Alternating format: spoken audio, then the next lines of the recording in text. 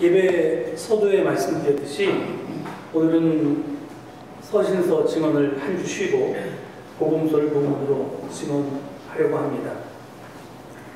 오늘 우리에게 주어진 복음 말씀은 너무나도 유명한 선한 사마리아 사람의 비유입니다. 기억하실지 모르겠는데 3년 전에 같은 본문으로 여러분께 증언한 바 있습니다. 그 증언 서두에 제가 이런 말씀을 드렸었습니다. 오늘의 복음 말씀은 누가복음 10장 25절로 37절입니다.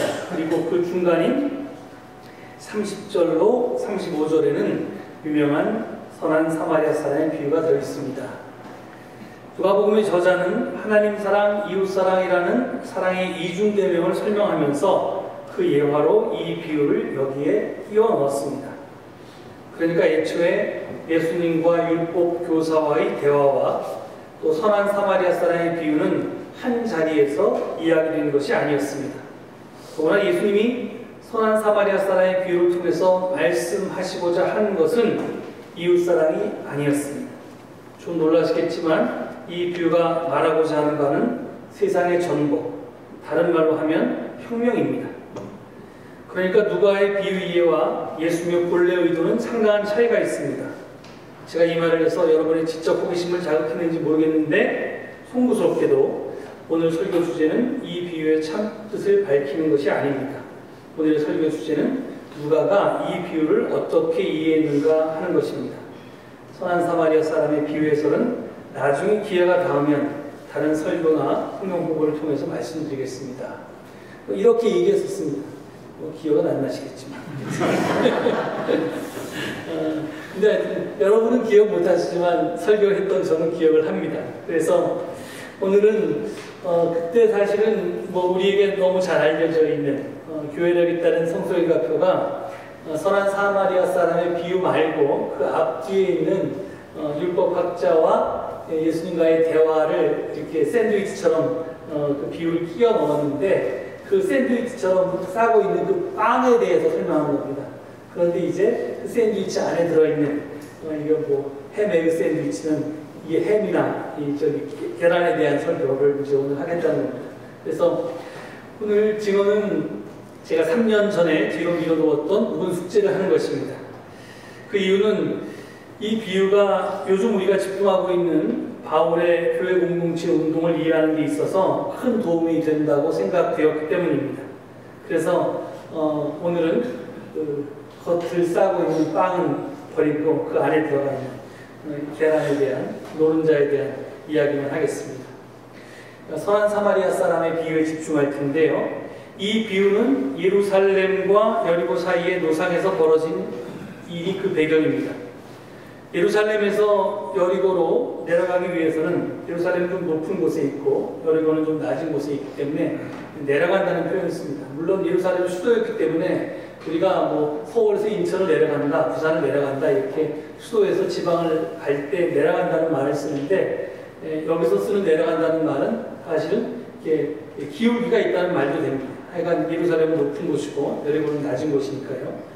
하여튼 그렇게 예루살렘에서 여리고로 내려가기 위해서는 사막 지역, 광야 지역을 통과해야 했습니다. 그런데 그 광야에는 몸을 숨기기에 안성맞춤인 동물들이 많이 있었습니다. 그래서 그 동물들마다 거짓떼들 또는 강도떼들이 살았습니다. 예수님 당시에 실제로 강도들이 들끓는 곳으로 안경이 높은 곳이 바로 그 길이었습니다. 이 비유 속의 강도들은 일종의 산적과 비슷한 노상 강도였을 것입니다. 강도들은 한 여행객의 옷을 벗기고 때려서 거의 죽게 된 채로 내버려두고 물러갔습니다. 당시 사람들은 그 사람이 입은 옷을 보면 이 사람이 어느 인종인지 어떤 계층에 속하는지 알아볼 수가 있었습니다.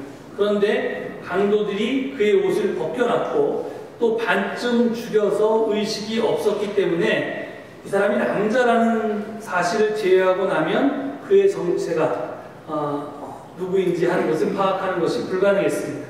기껏해야 그가 아마 유대인이었을 것이다 라는 것을 짐작할 수 있을 뿐이었습니다.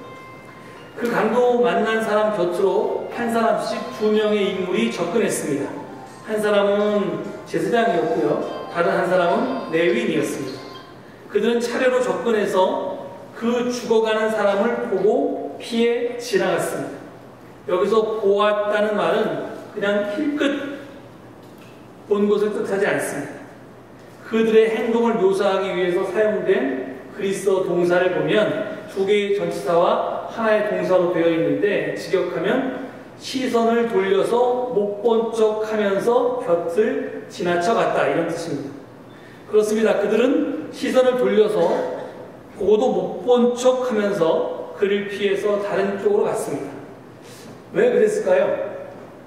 공경에 빠진 사람을 보면 도와주는 것이 인지상정이 아닙니까?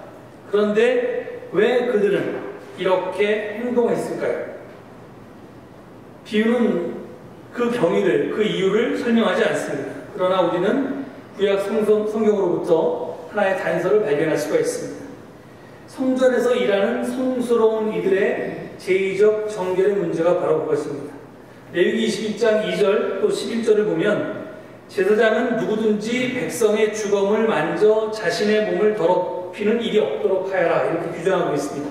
11절은 그는 어떤 주검에도 가까이 해서는 안 된다. 자기 아버지나 어머니가 죽었을 때에도 그 주검에 가까이 하여 몸을 더럽혀서는 안 된다, 이렇게 규정하고 있습니다. 이 정결법 때문에 제사장과 레위인은 그 죽어가는 일을 도울 수가 없었던 것입니다. 그는 죽은 자로 여겨졌고 그를 도우려면 이제 만져야 되니까 신체 접촉이 불가피했기 때문입니다. 제사장과 레위인도 고민이 있었을 것입니다. 그를 도울까? 아니면 못 본 척 지나갈까? 그냥 지나치자니 양심이 가슴을 두드렸습니다. 그를 돕자니 그 지엄한 정결의 규례를 파괴하는 꼴이었습니다. 사람을 살리려면 당분간 성직자에게 포기해야만 했습니다. 그러니까 얼마의 기간 동안 제사를 집례할 수가 없었던 것입니다. 부정한 자로서 거룩한 하나님께 제사를 집전할 수는 없기 때문이었습니다. 그런데 그래서 이 제사장도 레위인도 이렇게 그냥 사람을 돕는다는 그 선행을 통해서 자기의 그 사회적 지위를 잃기에는 너무나도 지혜로웠습니다. 내 본연의 임무로 돌아가서 내 본분을 다하려면 내 몸을 정결하게 보존해야 하지 않겠는가?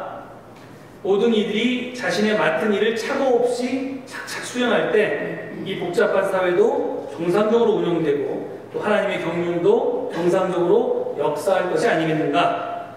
그렇게 될 때 하나님의 나라도 정결하게 이루어지지 않겠는가? 게다가 아무도 보는 이유가 없으니 나는 그냥 지나쳐 가야겠다, 이렇게 결심했던 것입니다.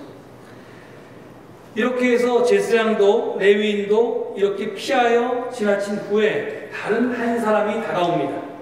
그 사람은 다름 아닌 사마리아 사람이었습니다. 그가 해필 사마리아 사람이었다라고 하는 언명은 매우 중요합니다.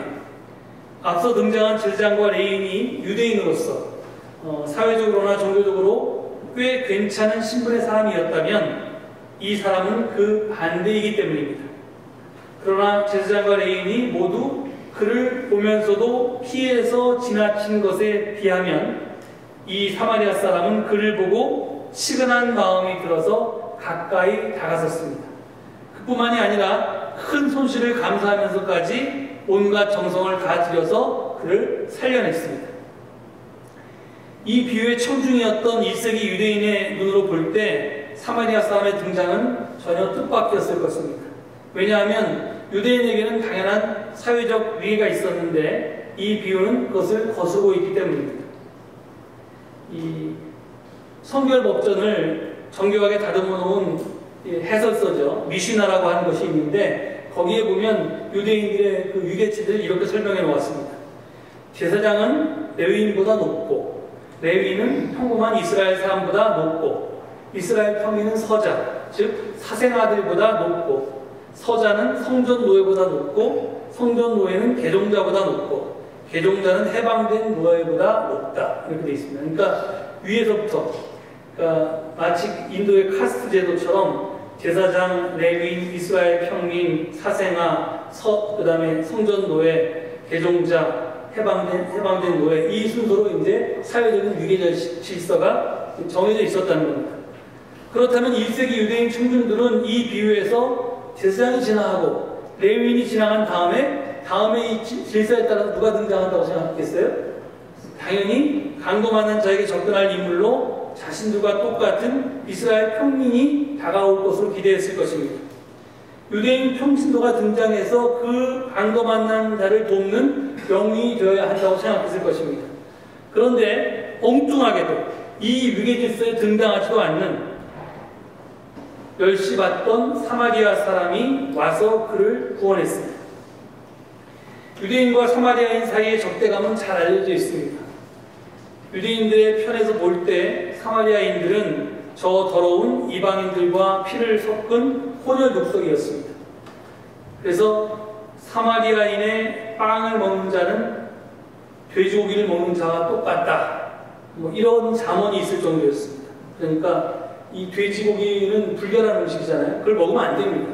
그걸 먹으면 큰일 나는데요.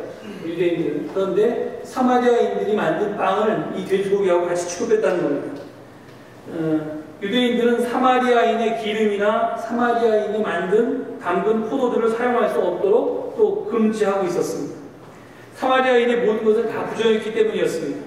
더욱이 랍비의 전통에 따르면 유대인이 사마리아인으로부터 도움을 받을 때 이스라엘의 구원은 그만큼 늦어진다고 그렇게 설교를 들었습니다. 이만큼 사마리아인은 재수 없는 사람들이었습니다. 그는 사회적으로나 종교적으로나 아주 혐오스러운 존재였습니다. 그런데 여기 보면 오늘 본문 36절을 보면 예수님은 이 비유를 다 말씀하신 후에 율법학자에게 너는 이 세 사람 가운데 누가 강도 만난 사람에게 이웃이 되어 주었다고 생각하느냐 이렇게 물으셨죠? 여러분 같으면 뭐라고 대답하겠습니까? 제사장입니까? 레위인입니까? 사마리아 사람입니까? 당연히 사마리아 사람입니다. 이렇게 대답해야 옳잖아요. 그런데 율법학자는 그렇게 대답하지 않았습니다. 자비를 베푼 사람입니다. 이렇게 이야기했습니다. 자기 입에서 사마리아인이라는 말이 나오는 것조차도 불경하다고 생각했던 것 같습니다. 그래서 할 수 없이 이렇게 자비를 베푼 사람이라고 표현했던 것입니다. 자, 도대체 제사장과 레위인과 그 다음에 나올 사람이 다른 사람이 아니라 해필 사마리아 사람이 왜 여기 이 비유에 등장했을까요? 예수님이 아무 생각 없이 이 비유를 말씀하셨을 리는 없고 분명한 목적과 이유가 있었습니다. 여러분, 이 비유의 제목이 선한 사마리아 사람의 비유잖아요. 그래서 우리가 보통 어려움에 처한 이웃을 도와라, 사랑하라, 선하게 살라 이렇게 가르치는 것이 이 비유의 뜻이라고 생각하기 쉽습니다. 그런데 만약에 예수님이 그것이 이웃 사랑이 예수님의 비유의 선포의 목적이었다면 레위인이 등장할 필요도 없고 제사장이 등장할 필요도 없고 사마리아 사람이 등장할 필요도 없습니다. 그냥 아무나 세 사람이 등장해서 앞에 두 사람은 지나쳐가고 마지막 사람이 도움을 주었다면 똑같이 이 앞에 두 사람은 이웃을 보고도 공경에 처한 이웃을 보고도 돕지 않은 사람이고 마지막 사람은 좋은 사람, 사랑을 실천한 사람이기 때문에 이웃 사랑을 교훈하기에 충분했습니다. 그런데 그게 아니었죠. 근데 하필 그러니까 앞에 누구를 등장시켰어요? 제사장과 레위인을 등장시켰습니다. 그러니까 혹시 예수님께서 단순히 이웃 사랑만 가르치려고 한 게 아니라 당시의 유대교, 즉 성전 체제, 예루살렘 성전 체제와 거기에 복무하는 부패한 그런 이제 종교인들을 비판하려고 한 것이 아닌가? 이렇게 생각할 수도 있습니다. 그런데 만약에 그것이 목적이었다면 세 번째 등장하는 사람은 사마리아인일 필요가 없습니다. 그냥 유대인 평민이 등장해도 이웃 사랑에 대한 교훈도 되고 또 유대교에 대한 비판도 충족했습니다. 그럼 예수님이 사마리아인들이 당시에 원수였으니까 원수를 사랑하라는 그런 교훈을 하셨나 보다 이렇게 이해할 수도 있습니다. 그런데 그러려면 사마리아 사람이 강도를 당하고 유대인이 그 사람을 구해주면 이웃 사랑에 대한 교훈으로 충분했습니다. 사마리아인은 유대인들에게 상종하지 말아야 될 원수였기 때문에 그렇게 하는 행동 자체도 우리가 생각하는 원수 사랑의 도를 한참 넘어가는 거예요. 너무나 과격한 이야기였습니다. 그런데 예수님은 그렇게 하지도 않았습니다. 예수님은 의도적으로 이웃 사랑에 대한 가르침도 이 비유의 뜻이 아니고요, 원수 사랑의 감화도 이 비유의 요점이 아니었다면, 그리고 당시 유대교의 성전체를 비판한 것도 이 비유의 의도가 아니었다면 예수님이 이 비유를 말씀하신 의도가 무엇이겠습니까? 예수님께서 유대인인 청중들에게, 그것도 예루살렘을 배경으로 해서 그 성결한 유대인을 죽이면서 그 혐오스러운 사마리아인으로 하여금 그를 구하게 하기까지 그토록 과격하게 말씀하신 의도가 과연 무엇이었겠습니까? 왜 예수님은 제일 부정하고 제일 구역질나는 그런 사람에게 제일 착하고 제일 빛나는 대역을 맡기셨던 걸까요? 왜 이 이야기에서 사마리아인을 주인공으로, 사마리아인을 영웅으로 등장시키신 것일까요? 여러분이 이 비유의 청중 입장에 한번 되어보시기 바랍니다. 보통 우리가 이야기를 들으면, 특히 비유 이야기를 들으면 그 이야기에 등장하는 인물 가운데 한 사람과 자신을 동일시하게 되어 있습니다. 특별히 우리는 주인공과 자기를 동일시하는 데 익숙합니다. 등장인물 중 하나를 자기라고 하여튼 여기는 건데요, 이 비유에서 등장하는 사람은 뻔합니다. 강도 만난 사람, 강도, 제사장, 레위 사람, 사마리아 사람, 여관 주인, 이렇게 딱 6명이 등장합니다. 6부류의 사람이 등장합니다. 악역인 강도들이나 제사장이나 레위 사람과 나를 동일시할 수는 없겠죠. 그렇다고 별 역할도 하는 여관 주인도 아니겠습니다. 그러면 나머지 남은 사람은 강도 당한 사람과 그 다음에 사마리아 사람밖에 없는데요, 돈 뺏기고 죽도록 매맞고 벌거벗기는 수동적인 역할만 한 사람과 나 자신을 동일시할 사람은 없을 것입니다. 그래서 남은 사람은 유일하게 사마리아 사람 하나밖에 없는데, 문제는 그들은, 유대인들은, 청중들은 자신들을 사마리아 사람과 절대로 동일시할 수 없었다는 것입니다. 그들은 절대로 그것을 용납할 수도 없었습니다.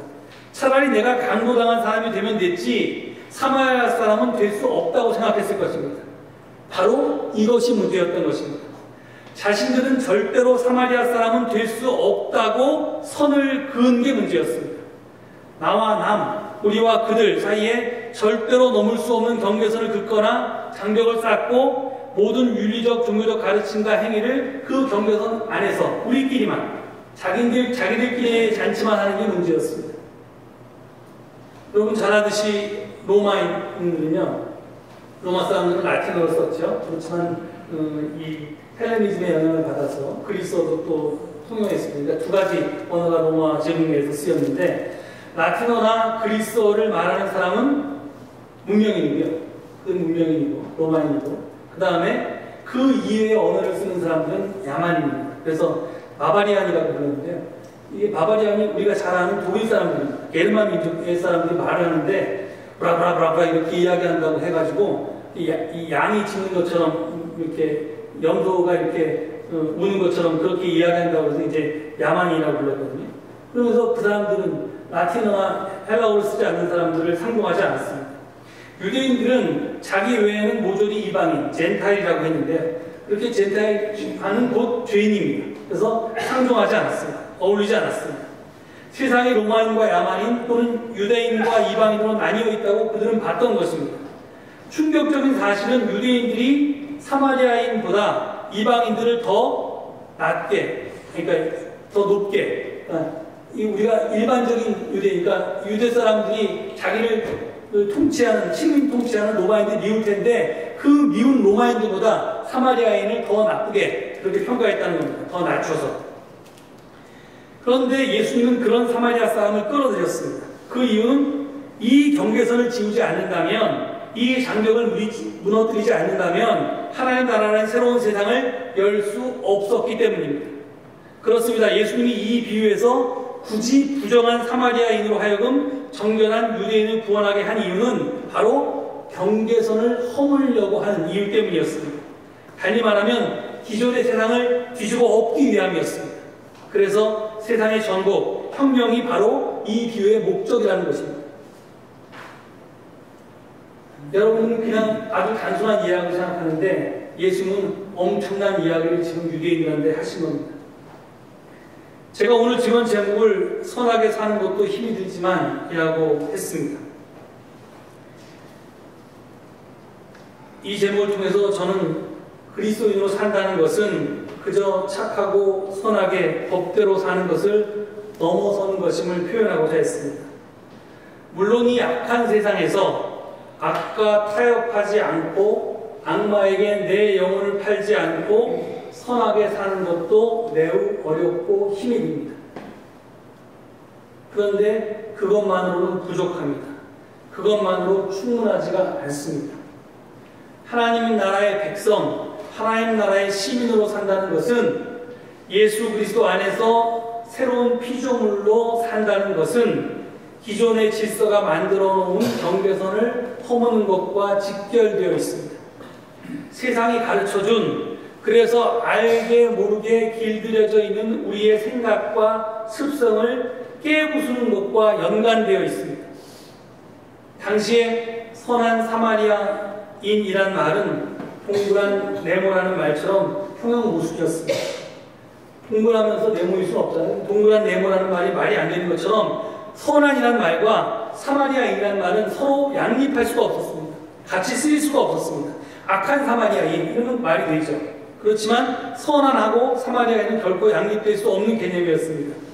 이처럼 우리가 가진 생각들에는 사회가 길들인 수많은 오해들이 있습니다. 잘못들이 있습니다.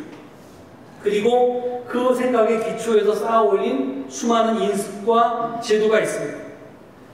예수님은 지금 당시에 사마리아인도 선할 수 있다. 너희가 그어온 그 사회적 경계, 그 생각을 깨부수지 않으면 하나님 나라에 들어갈 수 없다. 이렇게 얘기하신 것처럼 지금 우리의 사회가 우리에게 만들어 놓은, 길들여 놓은 그것들을 깨지 않으면, 부수지 않으면 우린 결코 하나님 나라에 들어갈 수 없다는 말씀을 하고 계신 겁니다. 요즘 우리 교회에서 공동체에 대해서 공부하고 있습니다. 그런데 공동체에 대해서 공부하면 할수록 기대도 커지지만 동시에 우려도 커지는 것이 사실입니다. 그 이유가 여러 가지겠지만 저는 가장 큰 이유가 우리 안에 있는 개인주의 때문이라고 생각합니다. 다시 말하면 우리가 현대 자본주의 사회가 우리에게 길들여 놓은 그 개인주의에 아주 익숙해져 있기 때문이라고 생각합니다. 저는 철학자도 아니고 사회학자도 아닙니다. 그래서 개인주의가 무엇인지, 이기주의가 무엇인지, 집단주의가 무엇인지, 공동체주의가 무엇인지 정확하게 그 뜻을 알지 못합니다. 좀 알아보려고 인터넷을 검색했는데요. 찾아보니까 학자들마다 견해가 다 다릅니다. 사회학자도 굉장히 힘들겠어요. 이 개념의 정의가 다르니까. 그래서 그냥 제 상식선에서 생각해 보기로 했습니다. 현대 사회에서 개인의 자유와 권리는 매우 중요합니다. 천부적인 인권이라고 하고 개인의 행복 추구권, 이것이 지금 우리 사회에서 가장 중요한 파도 중에 하나입니다. 그런데 내 자유와 내 권리만 추구하면 우리는 이기주의에 빠지고 맙니다. 이에 반해서 내 자유와 내 권리가 중요한데 남이 내 권리를 침해하지 않게 하기 위해서는 나도 남의 자유와 남의 권리를 침해하지 말아야지. 그래서 남의 자유와 권리도 고려하고 배려하고 존중해 주어야지. 이렇게 생각하는 게 개인주의입니다. 여러분, 여기에 대한 대표적인 게 성경에 나오는 황금률입니다. 무엇이든지 남에게 대접받고자 하는 대로 너희도 남을 대접하라. 이게 뭐 성경뿐만 아니라 여러 문화권에서 나오는 말인데요. 이게 사실은 아주 개인주의적인 태도입니다. 내가 싫은 거 남에게 안 하겠다. 내가 남에게 이렇게 받고 싶은 거 내가 남에게 하겠다. 이겁니다. 그러니까 나만 생각하는 것은 이기주의고요. 나와 더불어 남도 생각하는 것이 개인주의입니다. 그런데 이 이기주의나 개인주의나 모두 그 중심에는 내가 있습니다. 내가, 그러면서 이기주의하고 개인주의 차이가 없습니다. 나만 생각하느냐, 내가 중심에 있지만 나도 좀 배려하고 고려하느냐, 이것이 개인주의인데 하여튼 중심에는 둘 다 내가 있습니다. 근데 이에 비해서 성경은 우리 삶의 주인은 내가 아니고 하나님이라고 가르칩니다. 우리는 창조주이죠. 하나님이 창조주시고 나는 청지기입니다. 피조물이면서. 나 중심이 아니라 하나님 중심으로 살아야 한다고 성경은 가르칩니다. 하나님을 위해서, 하나님 나라를 위해서 기꺼이 손해보고 기꺼이 희생하고 기꺼이 포기하라고 성경은 반복해서 우리에게 가르칩니다. 여기서 기꺼이라는 말이 중요합니다. 기꺼이는 기쁨으로 이런 뜻입니다. 만약 기꺼이가 아니라 억지로 한다면, 그러니까 내 의지가 아니라 남의 강요에 의해서 한다면 그것은 전체를 위해서 개인이 복종하는 집단주의에 빠지게 됩니다. 하지만 기꺼이 남의 간섭 때문이 아니라 내 스스로 하게 되면 전체 속에서 나를 완성하는 공동체주의로 나아갑니다. 공동체 속에서 완성된 개인은요, 단지 착하게 사는 것이 아니라 옳게 살아야 합니다. 다른 말로 하면 의롭게 살아야 합니다. 여기서 의롭게는, 성경에서 말하는 의롭게는 언제나 정의롭게입니다. 근데 이 정의는 제가 몇 주 전에 말씀드린 것과 같이 공평이 아니라 공정입니다. 공평은 이 사람도 이만큼 저 사람도 저만큼 똑같이, 계량적으로 볼 때 똑같이 손해보고 똑같이 이익을 보는 것이 공평입니다. 하지만 공정은 그게 아닙니다. 어떤 사람은 더 손해보고 어떤 사람은 덜 손해보고 어떤 사람은 더 많이 이익을 받고 어떤 사람은 덜 이익을 받는 것, 이것이 공정입니다. 왜 그러냐면 이미 사회가 기울어져 있기 때문에 그렇다는 겁니다. 달리 말하면 공동체 안에서는 상대적으로 더 이익을 보는 사람도 있고 더 손해를 보는 사람도 있다는 말입니다. 모두가 손해는 안 보고 이익만 챙기려고 하는 모임은 집단 이기주의에 빠져있는 집단이지 결코 공동체가 아닙니다. 그건 하나님 나라가 아닙니다. 공동체는 손익 계산을 넘어선 사람들의 모임, 그런 세상 셈법을 허문 사람들의 모임입니다. 이것은 개인주의에 길들여진 생각과 습성을 극복하고 그것을 초월할 때 가능한 것입니다.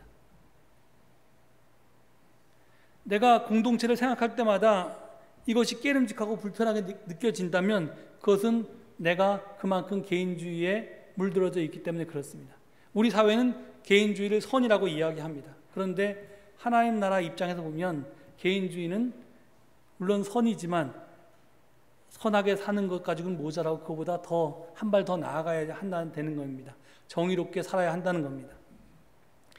제가 지식이 짧고 재주가 없어서 오늘 증언에서는 이 정도밖에는 설명하지 못하겠습니다. 여기에 대해서 계속해서 앞으로 조금씩 더 보충해 나갈 겁니다.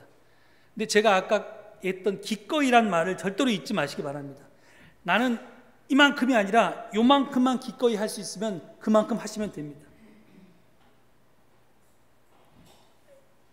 내 체면 때문에, 남들이 보기 때문에 나는 요만큼밖에 할 수 없는데 이만큼 하려고 들면 그건 절대로 공동체가 될 수 없습니다. 그러니까 기꺼이 해야 되는데, 근데 기꺼이 할 수 있는 게 전혀 없다라고 하면 좀 곤란한데, 근데 하여간 기꺼이 할 수 있을 만큼을 조금씩 해나가다 보면 하여간 내가 점점 변화되고 완성되어 나가는 건데, 그것이 우리가 공동체로 사는 중요한 목적입니다. 하여간 제 요점은 이겁니다. 우리가 너무나 당연하다고 생각하는 개인주의를 허물고 그 개인주의를 넘어서지 않으면 우리는 선한 사람은 될 수 있어도 결코 하나님 나라 백성, 예수 그리스도 안에서 새로 태어난 피조물은 될 수 없다는 것입니다. 난 아무리 생각해도 그건 못하겠는데, 나는 불가능하겠는데, 그건 여러분이 가능하게 하는 게 아닙니다. 그런 불가능을 가능하게 하는 것은 우리의 힘이 아닙니다. 우리 이성의 힘이 아닙니다. 하나님께서 은혜로 주시는 성령의 능력으로 그걸 하는 겁니다. 이게 도대체 뭐냐? 나는 성령을 받지 못했는지 도무지 그런 게 뭔지 감이 안 온다. 첫술에 배부르지 마시고 나중에 제가 언젠가 설명드릴 때가 올 겁니다. 하여간 모든 우리 바울의 공동체 속에서 바울이 계속 강조하는 게 이 성령의 능력인데요. 하여간 내가 기꺼이 할 수 있을 만큼 기꺼이 하는 만큼 하게 하는 힘조차도 사실은 내 이성이나 내 판단이 아니라 하나님의 도우심이고 성령의 힘이다. 우리는 그 성령의 힘에 나를 맡기고 하나님 나라 안에 들어가서 그 나라를 누리기만 하면 점점 이제 내가 성령께서 나를 주장하시고 나를 변화시켜 나간다 하는 것이 계속적인 바울의 주장입니다. 결론만 말씀드리면 선한 사마리아 사람의 비유를 통해서 예수님 우리에게 엄청난 도전을 하십니다. 네가 누리고 있는 것, 네가 생각하고 있는 것을 통째로 바꿔서 생각해 봐야 된다. 그것을 깨뜨리지 않으면 너에게 영생은 없다. 하나님 나라는 너에게 하나님 나라는 들어갈 수 없다. 라는 말씀을 합니다. 그래서 이 도전에 대해서, 이 도전 앞에서 우리는 진지하게 우리 자신을 되돌아봐야 합니다. 그리고 바울이 얘기한 대로 성령을 사모하면서 그 능력을 통해서 새롭게 태어나는 그런 우리가 되기 위해서 기도하고 갈망해야 할 것입니다. 그렇게 될 때 우리에게 미래가 열려 있고 내가 진정한 구원에 이를 수 있을 것입니다. 우리 모두가 이 길에 함께 동참할 수 있기를 간절히 축원드립니다. 기도하시겠습니다. 하나님, 우리가 태어나서 지금까지 세상을 통해서 배워온 진리가 있습니다. 이렇게 사는 것이 옳다고, 지혜롭다고, 바른 것이라고 그렇게 우리는 배워왔습니다. 하지만 예수님은 오늘 이 비유 말씀을 통해서 우리에게 도전하십니다. 네 생각이 틀렸다고, 그것을 부수지 않으면 새 세상은 오지 않고 너도 새 사람이 될 수 없다고. 이 앞에서 과연 우리가 부수어야 할 것은 무엇인지 되돌아보는 저희가 되게 하옵소서. 그 속에서 진정으로 우리가 하나님 나라에 들어가기 위한 새 백성으로 거듭나게 하시고 조금씩 예수 그리스도를 닮아가게 하옵소서. 감사드리며 예수 그리스도를 받들어 기도 올립니다. 아멘.